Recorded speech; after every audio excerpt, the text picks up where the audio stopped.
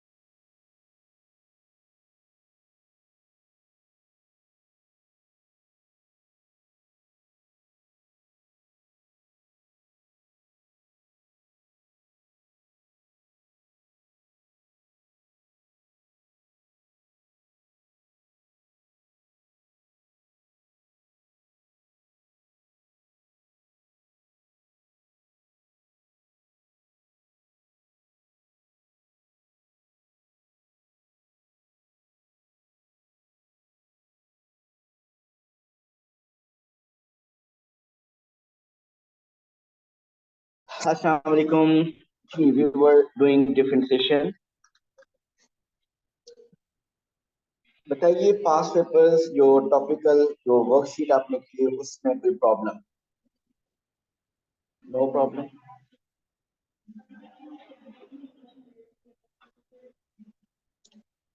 Okay, ठीक है.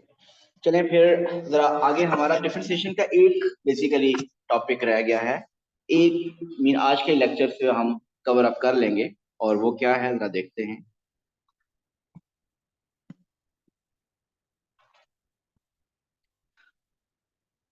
आपको स्टेशनरी वैल्यूज तो फाइंड करनी आती हैं. जब स्टेशनरी वैल्यूज फाइंड करनी आती हैं तो अभी जो आज हम क्वेश्चंस करेंगे वो भी आप इजीली अटेम्प्ट कर सकेंगे.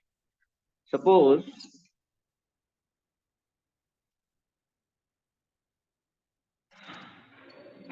हमने कल शेप्स वाले क्वेश्चंस किए थे ना, जिसमें रेट ऑफ चेंज, जिसमें ओ लेवल भी यूज होता था कुछ.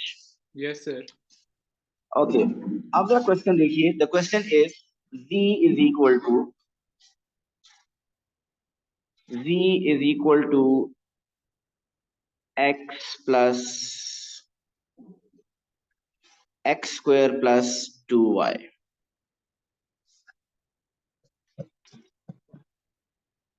आप डिफरेंशिएशन टॉपिक को आइडेंटिफाई कैसे करते हैं? कौन से ऐसे कीवर्ड्स हैं जो कि आपके पेपर में जब लिखे होते तो आपको पता चल जाता है कि ये डिफरेंशिएशन टॉपिक है? अहमद कोई एक कीवर्ड बताएं. Stationary point, stationary value. Zarmina कोई एक और कोई ऐसा कोई कीवर्ड जो यूज होता है और आपको पता चल जाए कि ये डिफरेंशिएशन टॉपिक है? रेट ऑफ चेंज की बात करेगा जी. ताहा आप बताइए. तो वेरिएबल. वेरिएशन की बात करेगा mean x varies, y varies, rate of change, minimum value, maximum value, turning point, vertex, gradient. ये सारे वर्ड्स आपको हिंट देंगे कि टॉपिक डिफरेंशिएशन है. ग्रेडियंट की जब बात करें तो शायद कोऑर्डिनेट ज्योमेट्री भी हो सकती है, लेकिन डिफरेंशिएशन भी हो सकती है. You are right. सो आपकी ये सब चीजें, ये वर्ड्स आपको हिंट देंगे कि ये टॉपिक डिफरेंशिएशन है. ओके, जब आपको किसी क्वेश्चन में कहे कि स्टेशनरी वैल्यू का वर्ड आ जाए तो इसका मतलब क्या है? स्टेशनरी पॉइंट कैसे फाइंड करते हैं? dy by d x find करते हैं और उसको जीरो पुट कर देते हैं. अब यहाँ क्वेश्चन का देखिएगा, थोड़ा सा क्वेश्चन डिफरेंट होगा. क्वेश्चन ये है कि find the stationary value of v.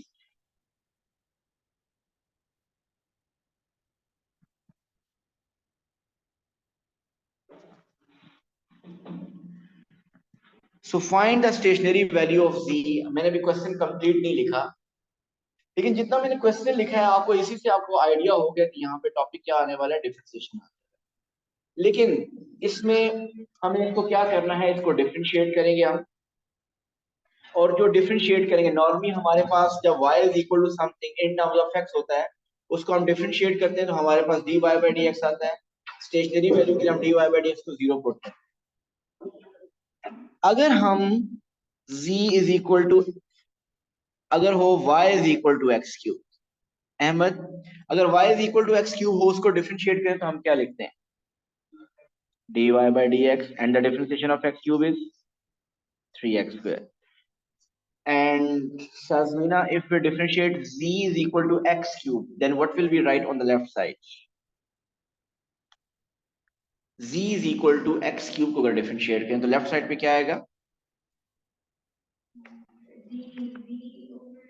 dz over dx. क्योंकि आप यहाँ पे z को differentiate करेंगे with respect to x, and that will be 3x square.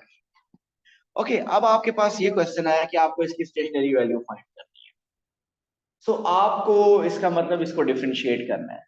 Problem क्या है? इसको डिफरेंशिएट करने में कोई प्रॉब्लम आ रहा है?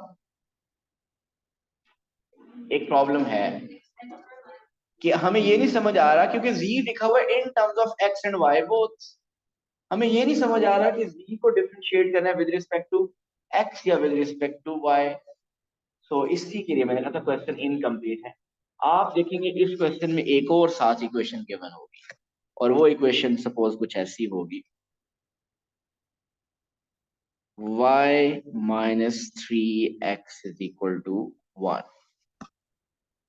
इस इक्वेशन को कैसे यूज करेंगे आप? y minus 3x is equal to 1। Yes, आप यहां से y को सब्जेक्ट बना लेंगे, मीन y को इन टर्म्स ऑफ x लिखेंगे और वो y यहां पुट करेंगे, आपका कंप्लीट z क्या हो जाएगा? इन terms of x only. Mean यहां से अगर आप y सब्जेक्ट बनाएं तो that will become positive 3x plus 1 और इस y को आप यहां सब्स्टिट्यूट करें। इसको इधर सब्स्टिट्यूट करने से क्या एडवांटेज मिलेगा कि हमारा z completely in terms of x आ जाएगा। Mean you will get z is equal to x square plus 2y and y is 3x plus 1.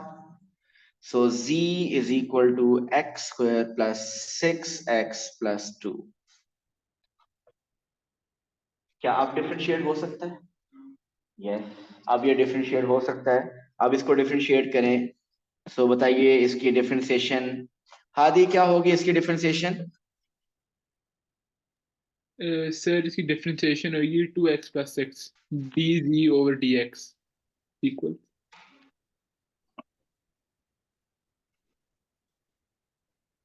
Yes, dz over dx is 2x plus 6।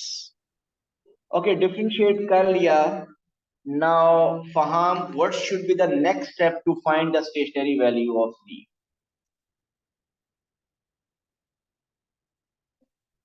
Sir हम substitute करेंगे। क्या substitute करेंगे? Sir y के अंदर x की value. Okay, दोबारा मैंने कहा क्वेश्चन पढ़े। क्वेश्चन लिखा हुआ find the stationary value of z। हमने डिफरेंशिएट कर लिया है, स्टेशनरी वैल्यू कैसे फाइंड करते हैं फहाम?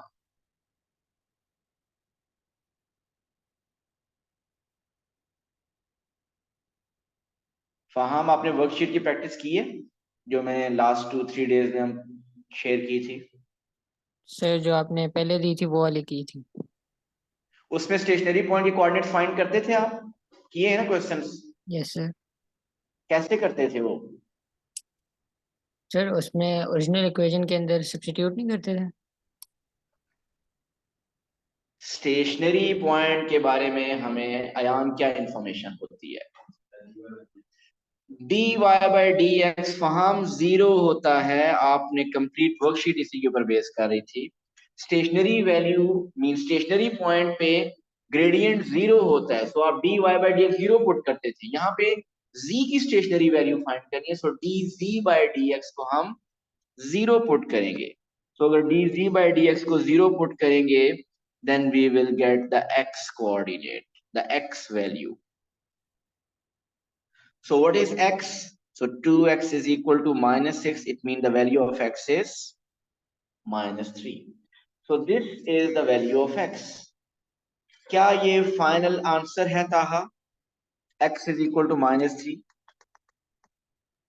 फिर y कोऑर्डिनेट भी ढूंढना है। जी, क्वेश्चन ये था find the stationary value of z। ये हमने x फाइंड कर लिया है। Now how to find the corresponding z value? ये ऐसे ही है जैसे आपके क्वेश्चन में x कोऑर्डिनेट फाइंड करने के बाद ओरिजिनल इक्वेशन में पुट करते थे, y कोऑर्डिनेट आ जाता था। तो अब आप क्या करें, ये x किधर पुट करें ताकि z आ जाए? There are two options. One option is कि आप x इसमें पहले पुट करें ताकि y आ जाए। जब वो x और y दोनों आ जाएंगे वो आप यहां पुट करेंगे तो z आ जाएगा। बट इससे बेहतर एक मेथड है, और वो बेहतर मेथड क्या है कि जो ऑलरेडी आपने z का expression in terms of x completely find किया हुआ है, उसी में डायरेक्ट आप x is equal to -3 put कर लीजिए, you will get z। So z is equal to x square था, सो उसमें आप पुट करें 3 square plus 6 into 3 plus 2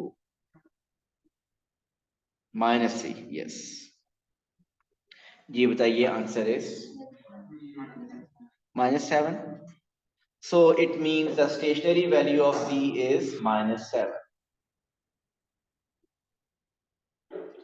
stationery value of z हमारे पास आ गई -7। ओके, अब अगर सपोज इसी में फर्दर क्वेश्चन हो check the nature of each stationary value, check the nature of the stationary value. Okay nature हमें मरियम बताएंगे। मरियम नेचर कैसे चेक करते हैं? नेचर चेक करने का क्या मेथड है? Sir double derivative. Double derivative, second derivative test. So test ये है कि सेकंड डेरिवेटिव मीन हमने d square y by d x square find करना है। D y by d x को दोबारा डिफरेंशिएट करना है, वो आएगा d square y by d x square. उसमें स्टेशनरी पॉइंट का एक्स कोऑर्डिनेट पुट करेंगे। आंसर अगर पॉजिटिव आ गया तो मिनिमम, आंसर अगर नेगेटिव आ गया तो मैक्सिमम। यही टेस्ट हमने पढ़ा है।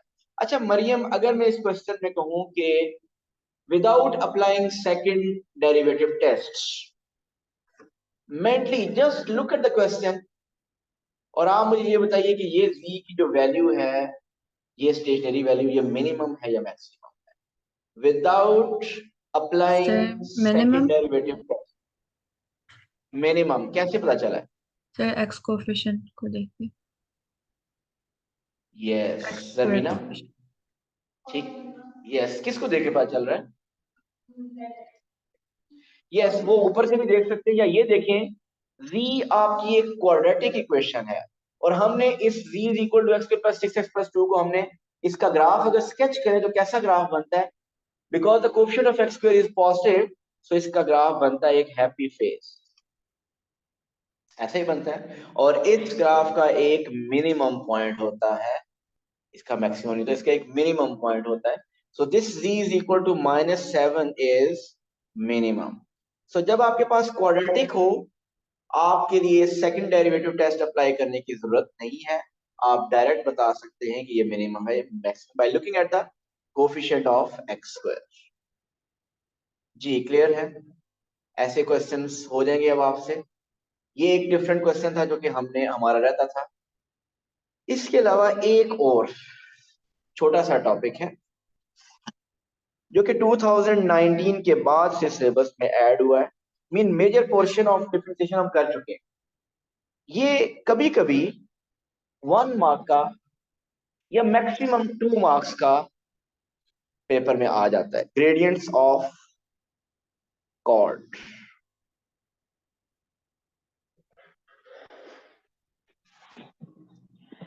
ये बहुत रेयर क्वेश्चन आता है, लेकिन कभी कभी मैंने बताया ना 1 या 2 मार्क्स का आता है और इजी क्वेश्चन होता है, लेकिन थोड़ा सा कॉन्सेप्ट होना चाहिए। हम एक दो एग्जांपल देखेंगे, आप फिर ये कर लेंगे। Gradient of chord is a limit of gradient of tangent। मुझे ये बताइए कि ये एक जो कर्व मैं ड्रॉ कर रहा हूं, इस कर्व को जरा देखिए, फिर ये भी एक कर्व देखिए, ये है नंबर 1 और ये है कर्व नंबर 2। कर्व नंबर 1 को पहले देखिए। हमेशा ग्राफ को लेफ्ट टू राइट ऑब्जर्व किया जाता है। दोनों में x coordinate, left to right x coordinate दोनों में क्या हो रहा है? इंक्रीज कर रहा है। What about y coordinate in first? Y coordinate increase कर रहा है या डिक्रीज कर रहा है? इंक्रीज। और उधर वाई कोऑर्डिनेट, उधर भी इंक्रीज कर रहा है। दोनों में एक्स भी इंक्रीज कर रहा है और वाई भी इंक्रीज कर रहा है। रेट ऑफ इंक्रीज थोड़ा सा डिफरेंट है, पर दोनों में अगर देखा है तो एक्स वैल्यू भी इंक्रीज हो रही है और वाई भी इंक्रीज हो रही है। ओके, अब स्पेसिफिकली ग्राफ नंबर 1 को जरा देखिए। ग्राफ को मैं फिर रिपीट कर, हमेशा ऑब्जर्व किया जाता है लेफ्ट टू राइट। आप ये ग्रेडियंट ऑफ टेंजेंट इस कर्व का इंक्रीज हो रहा है या डिक्रीज हो रहा है? फर्स्ट कर्व में ग्रेडियंट्स इंक्रीज हो रहे हैं या आपने क्या कहा? Increase decrease. आप इंक्रीज डिक्रीज किसी ने कहा है? नहीं। इसका लॉजिक पता है ना? मैं कुछ पॉइंट्स पे टेंजेंट बनाता हूं। ये फर्स्ट पॉइंट, इस फर्स्ट पॉइंट पे टेंजेंट कुछ ऐसा बनेगा।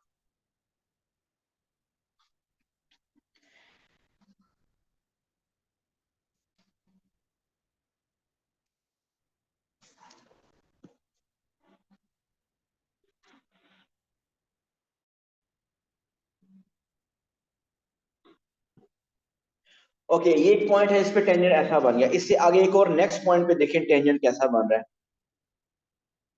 अब टेंजेंट ऐसा हो गया। सेकंड जो टेंजेंट बनाया मैंने उसकी स्टीपनेस पहले वाले टेंजेंट से ज्यादा है, स्टीपनेस ज्यादा मीन ग्रेडियंट ज्यादा। थर्ड टेंजेंट देखिए, थर्ड वाले की स्टीपनेस उससे भी ज्यादा आ रही है। सो आप इससे ही ऑब्जर्व कर रहे हैं कि ग्रेडियंट टेंजेंट्स के बेसिकली इंक्रीज कर रहे हैं। सो इस फर्स्ट कर्व में gradient is increasing. Okay, what about second curve? Increasing या डिक्रीजिंग? जी आदम बताइए, सेकंड कर्व में ग्रेडियंट इंक्रीज हो रहा है या डिक्रीज हो रहा है? डिक्रीज। Okay, let's see. तो हमेशा लेफ्ट टू राइट मैंने कहा ना ग्राफ ऑब्जर्व करेंगे, इस पॉइंट पे ये 2 पॉइंट्स, ये 3 पॉइंट्स हैं जिन पे मैं ग्रेडियंट्स को ऑब्जर्व कर ले तो मुझे आइडिया हो जाएगा। फर्स्ट पे ग्रेडियंट बनाया तो वो कुछ टेंजेंट ड्रॉ किया तो ऐसा बना। सेकंड पे जब ड्रॉ करेंगे तो कुछ ऐसा बन रहा है। बताइए फर्स्ट की स्टीपनेस ज्यादा है या सेकंड की स्टीपनेस ज्यादा है? फर्स्ट की ज्यादा और सेकंड की क्या होगी? फर्स्ट की स्टीपनेस ज्यादा थी, सेकंड की कम हो गई है। अब थर्ड की अगर देखें तो और कम हो जाएगी। Steepness not height, steepness. So steepness पहले ज्यादा थी, फिर ऐसे कम हुई, फिर अब ये कम हो गई और फर्दर से कम होती जाएगी। सो सेकंड जो कर्व है उसका ग्रेडियंट डिक्रीज हो रहा है, फर्स्ट का ग्रेडियंट इंक्रीज हो रहा है और सेकंड का ग्रेडियंट डिक्रीज हो रहा है। ओके, अब पेपर में जरा देखते हैं कि क्वेश्चन इससे रिलेटेड क्या होते हैं। कॉर्ड क्या होता है? Cord, CHORD। ये आपने ओ लेवल में पढ़ा था कि सर्कल के अंदर, सर्कल के 2 पॉइंट्स को जो लाइन ज्वाइन करती है उसको आप कॉर्ड कहते थे। कोई पॉइंट्स को, सर्कल के कोई से 2 पॉइंट्स को जो लाइन ज्वाइन करती है उसको हम कॉर्ड कहते हैं। लेकिन ये सिर्फ सर्कल के लिए नहीं है, ये कर्व के लिए भी ऐसा ही है। अगर कहीं पे कर्व बनी हुआ ऐसे, उस कर्व के 2 पॉइंट्स को भी कोई लाइन ज्वाइन करे तो उसको भी हम क्या कहते हैं? वो भी कॉर्ड है। इंटरनल पॉइंट को एक लाइन ज्वाइन करे उसको भी कॉर्ड कहते हैं। सो हमने कॉर्ड से रिलेटेड कुछ बातें करनी है, जरा देखिएगा।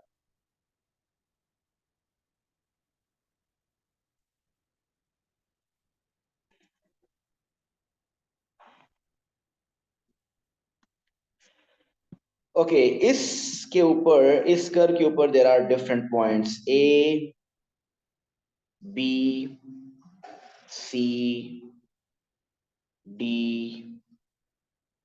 E and F।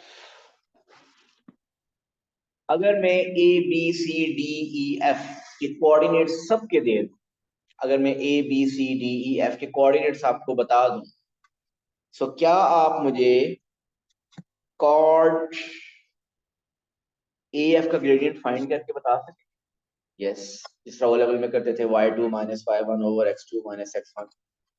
सपोज करता हूं कि ग्रेडियंट ऑफ AF है, सपोज कि gradient of AF is 3, gradient of AF is 3। Okay, मैं एक और कॉर्ड बनाने लगा B to F, चेक कीजिएगा इसको। मुझे B के कोऑर्डिनेट्स भी पता है, F के कोऑर्डिनेट्स भी पता है, मैं उनके भी ग्रेडियंट फाइंड कर लूंगा by using gradient formula y2 minus y1 over x2 minus x1। वैसे गेस करें आपका जो BF का ग्रेडियंट है वो 3 से ज्यादा होगा या कम होगा? से ज्यादा होगा। ज्यादा होगा। स्टीपनेस चेक करें, BF की स्टीपनेस बढ़ गई है, AF की स्टीपनेस ऐसी थी, BF की स्टीपनेस ऐसे हो गई है। सो BF की ग्रेडियंट बढ़ जाएगा। सपोज वो बढ़ गया और आपको पता चला कि वो ग्रेडियंट आ रहा है 4 हो गया, सपोज ये हमने फाइंड कर लिया। अब आप ऐसा करें, एक और कॉर्ड बनाएं CF। CF का भी ग्रेडियंट आपने फाइंड कर लिया और सपोज वो ग्रेडियंट फाइंड करने के बाद आ गया 4.5। एक और नेक्स्ट कॉर्ड में बनाता हूं D2F और सपोज ग्रेडियंट ऑफ DF आपने फाइंड किया और वो आपको पता चला कि इट्स 4.8। फिर एक और कॉर्ड बनाता हूं, एक कॉर्ड बन सकता है और वो क्या है? E2F। हम क्लोज जाते जा रहे हैं उस पॉइंट के। सो आप ग्रेडियंट ऑफ EF अगर फाइंड करें, सो वो सपोज आ जाए 4.9 हो या 4.95, इस तरह का ग्रेडियंट आ जाए। ये बेसिकली कॉर्ड्स के थ्रू आप ग्रेडियंट आपको पता चल गए। इस इंफॉर्मेशन को यूज कीजिए, इस इंफॉर्मेशन को यूज कीजिए। देखिए जितना आप एफ के क्लोज जाते जाएंगे, आपका जो कॉर्ड है वो एफ पॉइंट के ऊपर जो टेंजेंट होगा उसके पैरेलल होता जाएगा। क्या ऐसे ही है? मैं एफ पे टेंजेंट बताता हूँ। एफ पे टेंजेंट कुछ ऐसा, एफ पे टेंजेंट कुछ ऐसा होगा। आप जितने कॉर्ड एफ के क्लोज लेके जाते जाएंगे, वो कॉर्ड आपका, उनका ग्रेडियंट, वो कॉर्ड आपके इस टेंजेंट लाइन के तकरीबन पैरेलल होता जाएगा। और जब पैरेलल हो जाता जाएगा तो तकरीबन ग्रेडियंट उसका टेंजेंट के इक्वल आना शुरू हो जाएगा। तो क्या आप मुझे बता सकते हैं यूजिंग दिस इंफॉर्मेशन, जितनी भी इंफॉर्मेशन आपके सामने है, gradient of chord AF, gradient of chord BF, gradient of chord CF, gradient of chord DF, gradient of chord EF, मुझे आप क्या बता सकते हैं कि what will be the gradient of curve at point F क्या होगा? मीन F पॉइंट पे जो टेंजेंट होगा उसका ग्रेडियंट क्या होगा? और नहीं, कुछ भी नहीं करना, जस्ट ऑब्जर्व करना और आंसर लिखना, no working required. It will be 5। आप इसको ऑब्जर्व करते जा रहे हैं कि पहले ग्रेडियंट 3 था, फिर उस पे 4, फिर आपका वो डिक्रीज होके 4 हो गया, उससे क्लोज जाते जा रहे, उससे क्लोज जाते जा रहे। तो एफ पॉइंट, ये जो ई एफ कॉर्ड बना हुआ है, ई एफ कॉर्ड, अगर आप देखिए ई एफ कॉर्ड, कुछ ई एफ कॉर्ड है, और टेंजेंट एट एफ तकरीबन कुछ ऐसा ही बनेगा, थोड़ा सा उससे ज्यादा स्टीप बनेगा। अगर थोड़ा सा और स्टीप बनेगा तो आप क्या लिख सकते हैं? 5 लिख सकते हैं। हो सकता है आप ऐसे कोई लिखे 4.9, 4.8, 4.9, तो इसको 4.95 किसी ने लिख दिया, वो भी करेक्ट है। किसी ने 5 लिख दिया, वो भी करेक्ट है। किसी ने 5.1 लिख दिया, वो भी करेक्ट होगा। बट इंटीजर की फॉर्म में अगर बेस्ट आंसर दे तो it will be 5। But the important thing is कि आपको इतना पता है कि ग्रेडियंट ई एफ का अगर 4.9 है तो एफ पे ग्रेडियंट इससे थोड़ा सा ज्यादा ही होगा। सो वो थोड़ा सा ज्यादा आप कुछ भी लिख सकते हैं। सो हम क्या लिखें? Gradient at point F is 5। यही क्वेश्चन पेपर में एस्टिमेट करने के लिए, ये एस्टिमेशन किया बेसिकली, एक्यूरेट नहीं है। यही क्वेश्चन एक डिफरेंट वे से भी पूछ सकता है। हो सकता है कि एफ के कोऑर्डिनेट्स हों, ए के कोऑर्डिनेट्स, बी के कोऑर्डिनेट्स, सब के कोऑर्डिनेट्स आपको पता हो। जरा देखिएगा, अगर मैं कोऑर्डिनेट्स क्या बता दूं, ए का कोऑर्डिनेट है suppose 1, x coordinate is 1, y coordinate नहीं पता, बी का एक्स कोऑर्डिनेट 2, 3, 4, 5 और इसका 6। सपोज ये है, एक्यूरेट मैंने लिखा है इंफॉर्मेशन, एफ का एक्स कोऑर्डिनेट इज 6। ये जो उसने क्वेश्चन पूछा ना, what is the gradient at point F is equal to 5, मैं एक और क्वेश्चन पूछ रहा हूँ, बताइए what's answer of F prime of 6? Who will tell me the answer of f prime of 6?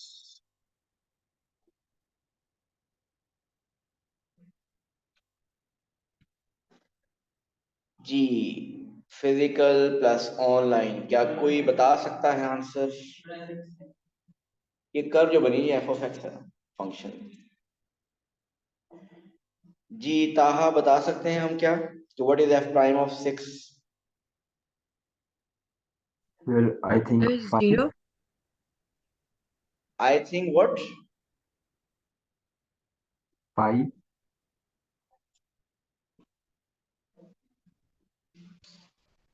ठीक है, 0। एफ प्राइम का मतलब क्या है? अच्छा हादी, एफ प्राइम का मतलब बताएं क्या है यहाँ पे?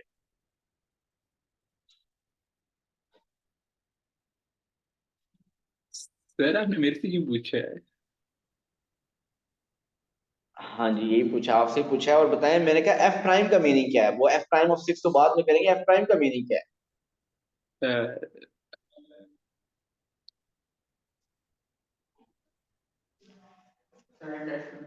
एफ डैश मतलब एक बार डिफरेंशिएट किया है। एफ डैश का मतलब एक बार डिफरेंशिएट किया है। एफ प्राइम ऑफ एक्स का क्या मीनिंग है? dy by d x. So dy by d x होता है gradient. So F prime of x क्या होता है? Gradient. So F prime of 6 का क्या मीनिंग है? Gradient at the point 6।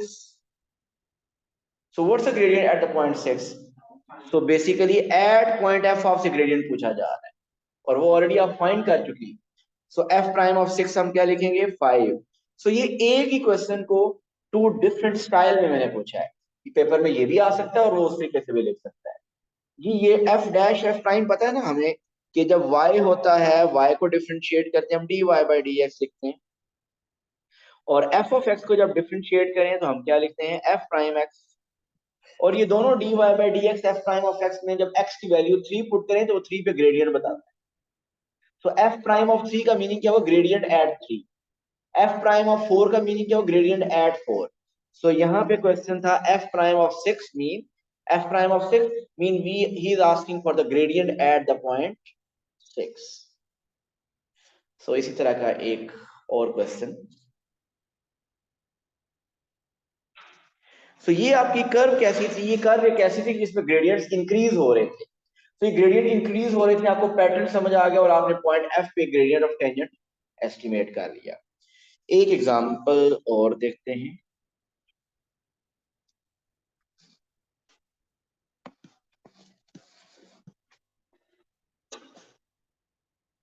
सो कुछ अब ऐसी कर्व है एक, this is point A, point B, point C, point D, point E, point F. अगर मैं ए टू एफ एक कॉर्ड ड्रॉ करूं,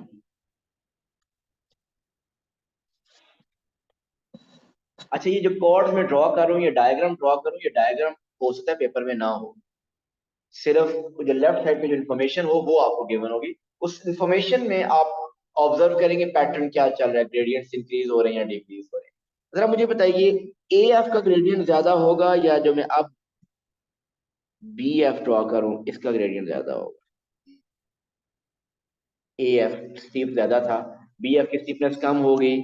इसी तरह अब आप नेक्स्ट बताइए सी एफ की स्टीपनेस और कम हो जाएगी, डी एफ की स्टीपनेस और कम हो जाएगी, और एंड पे ई एफ की स्टीपनेस और कम हो जाएगी। और ये जो ई एफ का ग्रेडियंट होगा, ये जो एफ पे ग्रेडियंट है, एफ पॉइंट पे ग्रेडियंट वो सबसे क्लोज उसके होगा। अब हो सकता है आपको इंफॉर्मेशन दी हो gradient of A F, gradient of B F, gradient of CF, gradient of DF, gradient of EF, and then